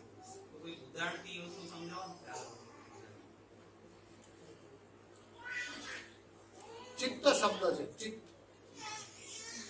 ચિત્ર શબ્દ ચિત્ત ઉપરથી જ બને છે. એને આપણે બીજી રીતે સમજીએ. દાખલા તરીકે કોઈ પરિવારમાં બાળક જન્મે છે, એનો આગલો જન્મ ક્યાં હતો આપણને ખબર નથી, પણ ચાઇનામાં હોય તો ચાઇનામાં જો એનો જન્મ થયો હોય તો એના પૂર્વના જે સંસ્કારો હશે એ તો ચાઇનીઝ ભાષામાં હોય. એનો આગલો અવતાર જે હતો એ પોર્ટુગલમાં કે સ્પેનમાં હોય તો કે રશિયામાં હોય તો એના સંસ્કારો તો એ જ ભાષામાં હશે ને. Is it so? No, it is not so. Because consciousness does not know the language, but it captures the images. એ ચિત્રોને પકડે છે. એટલા માટે જ ચિત્ર શબ્દ પણ ચિત્ત ઉપરથી જ વ્યુત્પત્તિ પામીને બને છે. તો એનો સ્વભાવ શું છે ચિત્તનો? Capture the images. એટલે જો આ ફોટોગ્રાફિક મેમરી તમારે તમારા બાળકની બનાવવી તો કોઈ એક વાર્તાના ચિત્રો ભેગા કરો, એમ બતાવો, મૂકી દો. એના પર સ્ટ્રેસ ના આપો. એને ત્યારે ને ત્યારે રિપીટ પણ ના કરો. ત્યારે રિપીટ ના કરો. એને ફટાફટ એક વખત બતાવી દો, મૂકી દો. પછી થોડાક દિવસ પછી, અઠવાડિયા પછી, 10 દિવસ પછી વળી પાછું એકાદ. આવી રીતે કરતા કરતા ફોટોગ્રાફિક મેમરી જનરેટ હોય છે અંદરથી. એવી રીતે એનો વિકાસ થાય છે, એ જાગૃત થાય છે.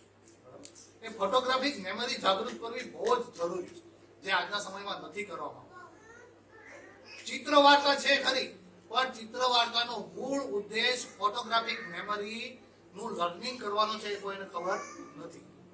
લોકો શું કરે છે? મોઢા ઓળખાવે કે આ રાવણ છે, આ રામ છે. It comes next. એ સંસ્કૃતિ કે એની અંદરની કથા કે આ બધું જે પ્રબોધન છે એ પછી આવે છે, એ બીજા નંબરે આવે છે. પહેલા નંબરે શું છે? To capture as a whole. આખે આખા ચિત્રને ગ્રહણ કરવું એ પહેલા છે, એ પ્રમુખ. એવી રીતે રિપીટેડલી આપણે એને આદત પાડવાની. અને તમને ખબર હોય તો સ્વામી વિવેકાનંદની મેમરી વિશે આપણે સાંભળ્યું છે ને, અને એની રીડિંગ કેપેસિટી વિશે પણ સાંભળ્યું છે કે એકદમ ફાસ્ટ રીડિંગ કરવાની એની આદત. કારણ કે એને જો આપણે જ્યારે વાંચવાનું શીખ્યા ત્યારે આપણે કેવી રીતે શીખ્યા? પેલા આપણે અક્ષરોને ઓળખ્યા, પછી અક્ષરોને મેચ કરીને શું બનાવ્યું? શબ્દો. પછી શબ્દોને કમ્બાઈન કરીને શું બનાવ્યું? એસેમ્બલ કરીને વાક્ય બનાવ્યું. વાક્યોને એસેમ્બલ કરીને શું બનાવ્યું? પેરેગ્રાફ બનાવ્યો. પેરેગ્રાફને એસેમ્બલ કરીને શું બનાવ્યું? તો કે પેજ બનાવ્યું. એટલે જ્યારે બાળક શરૂઆતમાં વાંચતા શીખે છે ત્યારે કેવી રીતે વાંચે છે? મગન જાય કે એક એક અક્ષરને સેપરેટ કરીને વાંચે છે. બરાબર? આ પ્રોસેસ ઘણી લાંબી ચાલે. આપણે પોતે અનુભવ્યું હશે. મગન જાય છે એમાં કેમ મોટી વાત? આ એક 3 શબ્દનું સેન્ટેન્સ છે. એવી રીતે 3 સેન્ટેન્સનો પેરેગ્રાફ હોય કે 3 પેરેગ્રાફનું પેજ હોય, આપણે એક સાથે વાંચવાનું કે આગળ જતા કરાવી શકીએ. ત્યારે એક વખત ફોકસ જોવાનું પડે. પણ એના માટે એ ફોટોગ્રાફિક મેમરીના ફંડા આ ઉંમરમાં એ રીતે આપણે એને પ્રેક્ટિસ પાડવાની છે કે જો બેટા તારે શબ્દો નહીં, વાક્યો નહીં, પેરેગ્રાફ નહીં, you have to read the page. એ ધીમે ધીમે કરતા થશે પણ એની આદત અત્યારથી. 6 થી 15 વર્ષમાં મનને એ વસ્તુ કંઈક ઉદાહરણ છે. મનનું શિક્ષણ એટલે ડિસિપ્લિન, સંયમ. એને કહેવાય મનનું શિક્ષણ. મનના શિક્ષણની બીજી કોઈ વ્યાખ્યા જ નથી. મનના શિક્ષણનો મતલબ છે discipline. How to discipline your mind, that is the education of mind.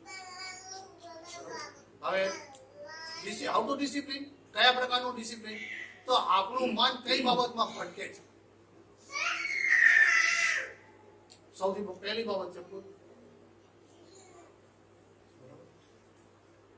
આજે શું આ રસોઈમાં મીઠું વધારે પડી ગયું છે કે મરચું વધારે પડી ગયું છે કે ઓછું પડ્યું છે?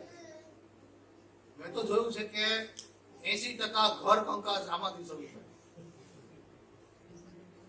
ખરું ને? અરે એટલે સુધી કે એવી કહેવત પડી છે, આપણી છે કે ફોરેન થી આવી છે મને ખબર નથી, પણ એવી કહેવત આપણે ત્યાં પડી છે કે પુરુષોના હૃદય સુધી પહોંચવાનો રસ્તો એના પેટમાંથી જાય છે. What rubbish. આવી તો એનાટોમીમાં ક્યાંક ભણાયું નથી. એટલે કહેવાનો મતલબ શું છે કે આપણે કેટલું બધું વધારે પડતું ફોકસ એના પર આપી દીધું. એક બેન એમ કે અમે ગમે ત્યાં જઈએ, એક પરિવાર મારે ત્યાં આવ્યો તો મહેમાન તરીકે ગેસ્ટ, તો એ બેન સાંજે રસોઈ બનાવવાની સમય થયો એટલે એને એવું કીધું કે આપણે ત્યાં બટેટા નથી દેખાતા. એટલે મેં કીધું અમારે ત્યાં મોટે ભાગે હોતા જ નહીં. તો કે કોણ? મારા મિસ્ટરને તો બટેટાના શાક સિવાય બીજું કોઈ શાક ભાવતું જ નથી. ગયા વખતે મેં વાત કરી હતી કદાચ કે એની દુનિયા કેટલી નાની છે એટલા બટેટા, બાકીના કોઈ સ્વાદની એને ખબર જ નથી. તો સ્વાદ સંયમ, બધા પ્રકારના ટેસ્ટ લઈ શકે એટલા માટે સ્વાદ સંયમ. કડવા સ્વાદને પણ માણી શકે એટલા માટે સ્વાદ સંયમ જોઈએ. વાણીનો સંયમ બે અહીંયાથી જ આવે. શું બોલવું, શું ન બોલાય, ક્યારે બોલવું, ક્યારે મૌન રહેવું, આ બધો સંયમ અહીંયાથી શીખવાનો છે. સ્વાદ સંયમ, વાણીનો સંયમ, પૈસાનો સંયમ, અર્થ સંયમ. છોકરો મોટો થઈ જાય 18-20 વર્ષનો ત્યારે બાપા એને વઢવા માંડે, સાલા ખબર નથી પડતી, રૂપિયા બરબાદ કરી નાખે. પણ એ તો તમારે પહેલા શીખવાનું. You have to start at 5. 5-6 વર્ષની ઉંમરનું બાળક થાય એટલે એને પૈસા શું છે, અર્થ શું છે, એનો સંયમ કેમ રખાય, કરકસર કેમ થાય, આ બધી આદતો પાડવી પડે. એનું શું મૂલ્ય છે કે મહેનત કરીને પૈસા મળે છે, એમને નથી મળતા. એ શીખવવાની શરૂઆત ક્યારે થાય? પણ એ કેવી રીતે શીખવાય? Only by example, not by English, not verbally. આપણા પોતાના જ એ વ્યવહારમાં જોઈએ કે કરકસરથી જીવે છે. મારા પપ્પા પાસે પણ 3 જોડ જ કપડા છે, એને સમજે. તો સ્વાદ સંયમ, વાણી સંયમ, અર્થ સંયમ અને સમયનો સંયમ. મોટા થાય ત્યારે આપણે એમ કહીએ છીએ કે આ વેસ્ટ ઓફ ટાઈમ કરે છે, જ્યાં ત્યાં સમય બગાડે છે, આમ તેમ જતો રહે છે. But it starts early. It has to start. પહેલેથી આપણે એની શરૂઆત કરીએ તો આગળ જતા એને સમયનું મૂલ્ય સમજે. તો આ 4 પ્રકારના ડિસિપ્લિન શીખવવાનો ટાઈમ કયો? સથી એના પછી તમે ના શીખો. 15 વર્ષ થયા, પ્રાપ્તે તું 16 વર્ષે પુત્રમ મિત્રમ સમાચાર. પછી એને એડવાઇસ જ અપાય, એને કમાન્ડ ન અપાય.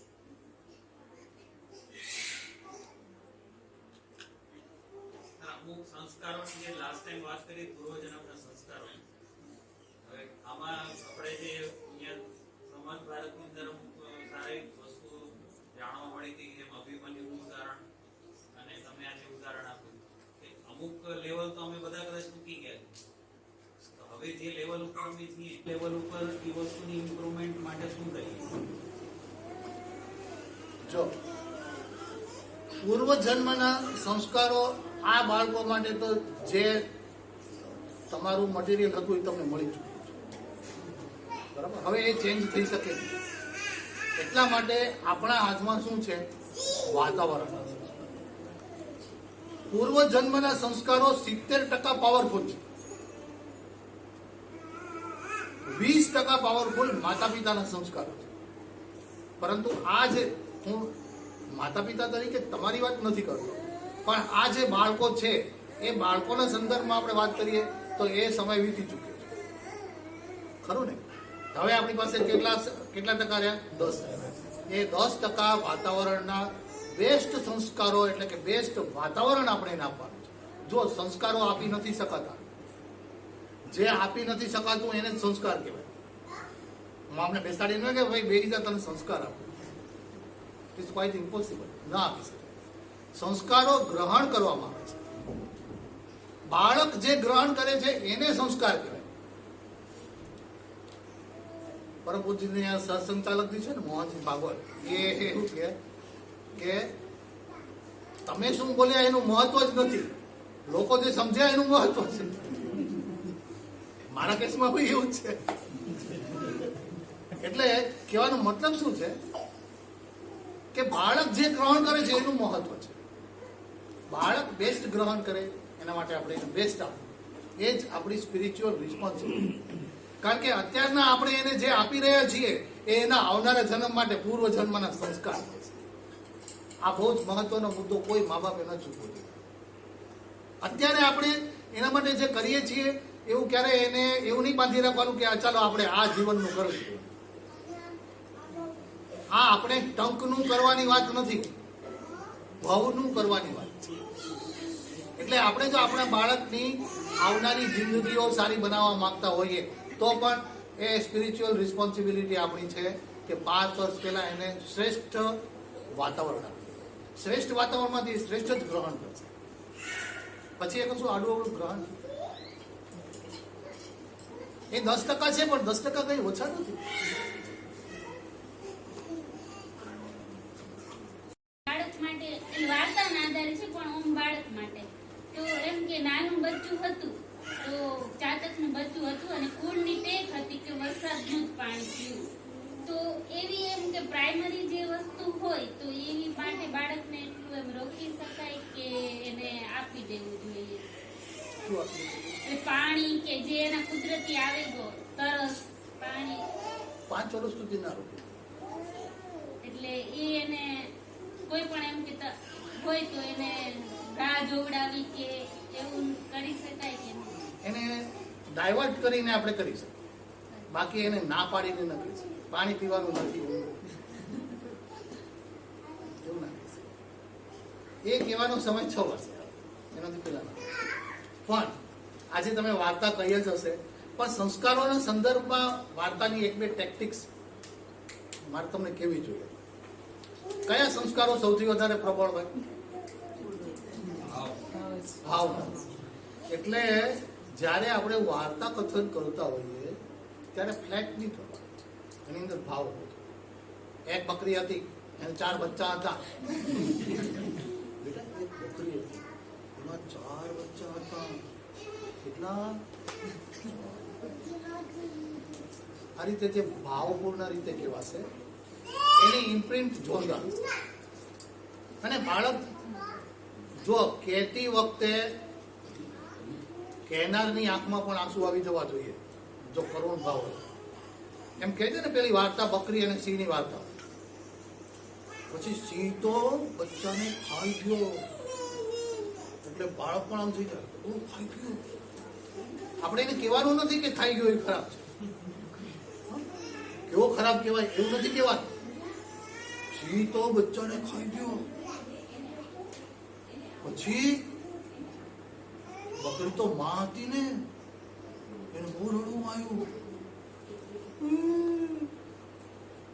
એટલે રીતસર વાર્તા કહેનારની અને વાર્તા સાંભળનારની બંનેની આંખમાં જો આંસુ આવી ગયા તો સમજવાનું કે આપણે જે કરવાનું હતું થઈ. એટલે એક્સપ્રેશન એ ફિલિંગ્સની સાથે એનું અટેચમેન્ટ કેવું આવ્યું, એનું જોડાણ કેવું હતું, કનેક્શન કેટલું એ એબ્સોર્બ થઈ ગયું એ ભાવની અંદર, એ મહત્વનું છે. એટલે વાર્તા કથન વખતે શું કરવું પડે, આપણે એને ભાવજ સંસ્કારોને ધ્યાનમાં રાખીને વાત કરીએ. વાર્તા કેવી, પણ અત્યારે શું મારા બાળકની ઉંમર છે 10 મહિના, એને કયા સમયથી વાર્તા સંભળાવવી. અત્યારે તો કાંઈ એવું મગજમાં જ ન લઈને આપણે બોલતા હોઈએ કે શું એ આપણે એવું માનીએ છીએ. ગર્ભાવસ્થામાં પણ અમે સંભળાવીએ છીએ અને એની અસર થાય છે. જુઓ, બાળક નથી સાંભળતું, નથી સમજતું, સાંભળે એવો છે ભ્રમ ના પણ કરો. વિઝ્યુલાઇઝેશન વધારે કરે છે, જે જુએ છે એ કરે છે, પણ અને વાર્તા સંભળાવશું તોય નહીં સાંભળે, પણ જોઈને તો એને કંઈક દેખાડશું તોય જોઈ રાખશે. તો તમે એને ચિત્ર વાર્તાઓ, આપણે પહેલા વાત કરી ચિત્ર વાર્તાઓ બતાવો, એમાંથી સ્ટોરી પોતે બનાવશે. વાર્તા ક્યારેક કેવી પડે, નાની નાની વાર્તા કહેવાય, 5-5 મિનિટ. પણ એના માટે એવું નહીં કે ચાલ બેસી જા વાર્તાનો પીરિયડ થયો, નોટ ઇન ફોર્મલ સેન્સ. બરાબર, ક્યારેક તમે એને સુવડાવવા માટે, ઊંઘાડવા માટે પણ વાર્તા કહી શકો, ક્યારેક જગાડવા માટે પણ વાર્તા કહી શકાય. અમારી દીકરી નાની હતી ત્યારે અમે 2 મા બાપ નોકરી કરીએ. શનિવારના અમારી 2ની સવારની સ્કૂલ હોય તો દીકરીને જગાડવાનો પ્રશ્ન થાય. એટલે બાજુમાં રહેતો પરિવાર હતો, એનો MBBSમાં ભણતો છોકરો એનું ધ્યાન રાખે. એટલે આવીને બેઠો હોય, પોતાનું વાંચતો હોય, પછી એમ કે ગુડી ઊભી થાવે, ટાઈમ થઈ ગયો. એટલે આમ એક આંખ ખોલે, એમ કે એક વાર્તા કે ને ભાઈ મને, પછી ઊભી થાવ. તો તમે જુઓ કે તમારા બાળકને વાર્તા સાંભળવાનું ક્યારે ગમે છે? જાગતી વખતે, સૂતી વખતે, કોઈ પ્રક્રિયા કરતી વખતે, નવડાવતી વખતે, ખવડાવતી વખતે, ક્યારે? Every time is story time, ગમે ત્યારે કહી શકાય. ઘણા બાળકોને એવું હોય કે ખવડાવતા વાર્તા સાંભળવાનું પસંદ હોય, એને તમે વાર્તા કહો તો જ ખાય. પણ અત્યારના મા બાપ ભૂલ ક્યાં કરે છે કે ખવડાવવા માટે મોબાઈલ પકડાવી. આમ તો ફોકસ કરાવવાનું છે ને, પછી એમાં શા માટે મોબાઈલને વચ્ચે લાવવો જોઈએ? સરસ મજાની વાર્તા કહેતા કે ગીત સંભળાવતા ગીત ઓફકોર્સ આપણે ગાઈ શકતા હોઈએ તો આપણે જ ગાવું જોઈએ, સાંભળવાનું. તો જેવી રીતે તમે અત્યારના સીધું ચાલો નહીં સાંભળે, પણ એક સમય એવો આવશે કે સાંભળવું. અને એ સમજે છે કે નહીં એની પરવા આપણે નહીં કરવાની. હું ગેરંટી સાથે કહું છું કે આપણા કરતા બાળકની સમજણ વધારે. એટલે સુધી કે થિયોરેટિકલી એ સાચું છે કે 1 દિવસનું કન્સીવ થયેલું બાળક 2 મહિનાના કન્સીવ થયેલા બાળક કરતા વધારે ગ્રહણશીલ અને સમજદાર હોય છે. એ અભિવ્યક્ત નથી કરતું, એ અલગ વાત છે. એ આપણને રિસ્પોન્સ નથી આપતું કે વ્યક્ત નથી કરી શકતું, જવાબ નથી આવતું, એ અલગ. પણ એવું નહીં કહી શકીએ કે સંબંધ. માંગડાવાળાની ઘટના ખબર? માંગડાવાળો બહુ પ્રખ્યાત સૌરાષ્ટ્રની કથા છે. માંગડાવાળાની ઉંમર 6 મહિના હતી અને એની માતા એને ઘોડિયામાં હિંચકો નાખ્યો. રાજકુમાર હતો, એના પિતાજી કોઈ નાનકડા રજવાડાના ઠાકોર હતા. તો પતિ પત્ની બંને યુવાન હતા. એટલે પતિએ પોતાની પત્ની તરફ કંઈક ઇરોટિક ચાળો કરે, એટલે કે કંઈક મસ્તી કરી. એ શારીરિક મસ્તી પેલા બાળકે જોઈ અને એવું કહેવાય છે કે માંગડાવાળો ઘોડિયામાં ખડખડાટ હસ્યો. એ હાસ્ય સાંભળી અને એની માતાને બહુ દુઃખ લાગ્યું કે અરે મારો દીકરો મારા વિશે કેવું ખોટું માની લેશે, એવું માની લેશે કે મારી માતા પણ કોઈ કામુક સ્ત્રી હતી, કે મારો પતિ એટલે કે એનો પિતા પણ કોઈ કામુક વ્યક્તિ હતો. આ મારાથી સહન નહીં થાય.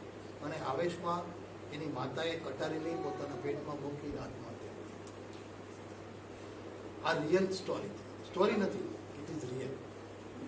આ હકીકત છે. ઝવેરચંદ મેઘાણીએ પોતાની જે લોકકથાઓની જે એની સંગ્રહાવલી છે એમાં આ વસ્તુની નોંધ કરેલી. તો એવું નથી, બાળક બધું જ સમજે છે, પણ એને વ્યક્ત કેવી રીતે કરવું એ હજી એને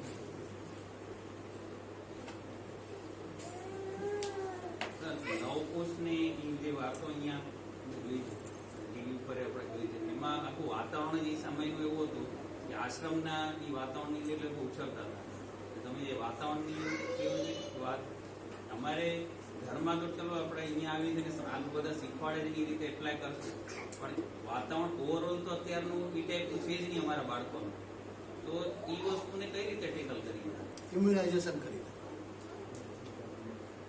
ઇમ્યુનાઇઝેશન કરવું પડે.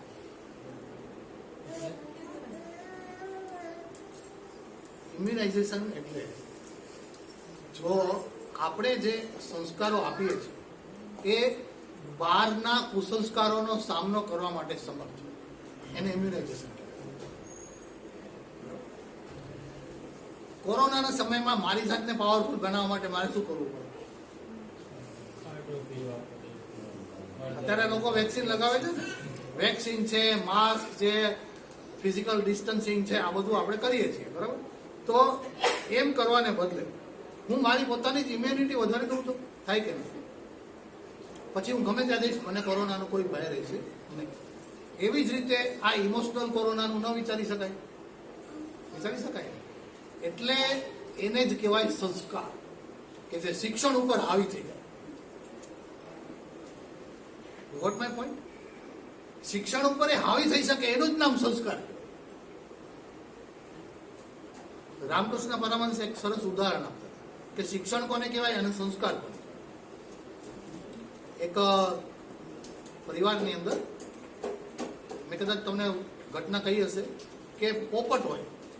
પોપટ છે ને એ મનુષ્યના અવાજની નકલ કરી શકે. એટલે એક પરિવારની અંદર પેલા પણ એવી રીતે પોપટના પાંજરા આવતા અને પોપટ પાળવામાં આવતા. તો પોપટ પાંજરામાં હોય, પરિવારમાં બધા જય શ્રી કૃષ્ણ બોલતા હોય. બહારથી કોઈ આવે જય શ્રી કૃષ્ણ કે જય જિનેન્દ્ર કે જય સિયારામ કે વોટેવર, કંઈ પણ આપણું એ પ્રકારનું સાંસ્કૃતિક સેલ્યુટેશન હોય એ આપણે બોલીએ. તો પરિવારમાં પોપટ હોય અને કોઈ પણ બહારથી અતિથિ આવે તો એમ કે જય શ્રી કૃષ્ણ, જય સિયારામ કંઈ પણ બોલે. એટલે બહારથી આવનારા વ્યક્તિને એમ થાય, હો કેટલો સંસ્કારી પોપટ છે, કેટલા સરસ સંસ્કાર છે એના, આમાં નક્કી કોઈક ઊંચો આત્મા છે, આ પોપટની અંદર કોઈ ઊંચો આત્મા છે એવું માને. હવે માની લો કે કોઈક દિવસ પાંજરું ખુલ્લું રહી ગયું અને પોપટભાઈ બારે આવી ગયા અને કોઈક બિલાડીએ ઝપટ મારી, ત્યારે એ શું બોલશે? ત્યારે જય શ્રી રામ બોલશે? ત્યારે શું બોલશે? ત્યારે તો એની અંદર જે એનો ઇનબિલ્ટ અવાજ છે ટેટે ટેટે કરવાનો એ જ નીકળશે. તો આ ટેટે ટેટે છે એને સંસ્કાર કહેવાય. અને પેલું જે બોલતો હતો જય શ્રી કૃષ્ણ કે જય સિયારામ, એને શું કહેવાય? હવે આ જે ટેટે છે ને એને જય શ્રી કૃષ્ણમાં ફેરવવાનું છે, એનું નામ સંસ્કાર. કે ગમે તેવી કપરી પરિસ્થિતિ હોય એમાં પણ સાથ ન છોડે એ સંસ્કાર. અને કઠિન પરિસ્થિતિ નિર્માણ થાય અને ભૂલી જવાય તો શિક્ષણ. પ્રામાણિકતા એ મારા સંસ્કાર છે કે મારું શિક્ષણ છે? એ તો સામેવાળો શું ઓફર કરે એના પર આધાર છે.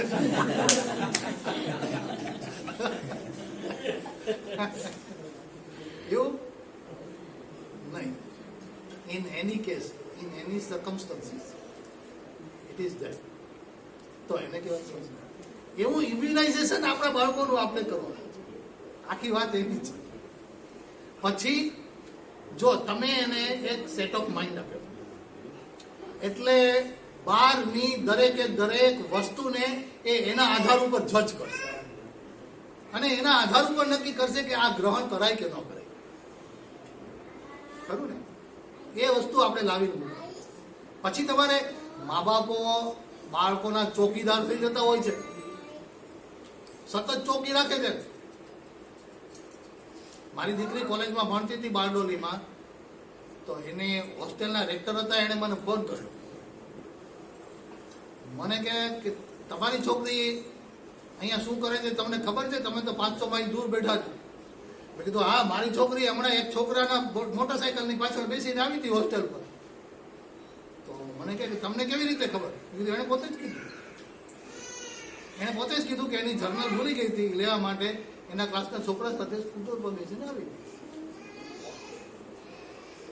કહેવાનો મતલબ શું છે કે આપણને આપણા ઇમ્યુનાઇઝેશનમાં શ્રદ્ધા પણ હોય છે, અને એ શ્રદ્ધા માતા પિતા અને બાળકની આત્મીયતાથી સિદ્ધ થાય કે મારું બાળક ગમે તે જશે, હી ઓર શી ઇઝ ઇમ્યુનાઇઝ, ટોટલી ઇમ્યુનાઇઝ, કશું પણ ખોટું ગ્રહણ નહીં કરે, એવી આપણને શ્રદ્ધા. પણ એ ક્યારે? 5 વર્ષ આપણે એની પાછળ સખત મહેનત કરી, નથિંગ નેગેટિવ વાળી મહેનત કરી.